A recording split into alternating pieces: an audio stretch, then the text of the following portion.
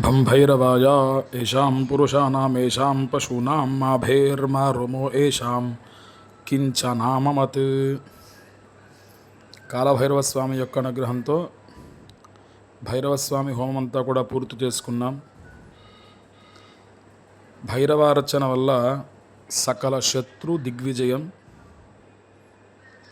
అంటే శత్రువులు ఎవరైతే ఉన్నారో వారందరూ మన నుంచి దూరం అవుతూ మన జోలికి రాకుండా ఉండడానికి కారకత్వం వహిస్తారు కాలభైరవస్వామి. అట్లాగే కోరికలు ఏవైనా అతీతంగా మారి ఆ కోరికలు సాధించలేకపోతున్నామన్న స్థితిలో కాలభైరవస్వామి యొక్క అర్చన ద్వారా ఆ కోరికలన్నీ కూడా సిద్ధింపబడతాయి. స్వామి యొక్క మూలమంత్రాన్ని జపం చేసి అనుష్ఠించి దానికి తగ్గట్టుగా సంబంధించి దేవతా హోమాలన్నీ కూడా క్రతువులు చేసుకోవడం చాలా గొప్ప విశేషం.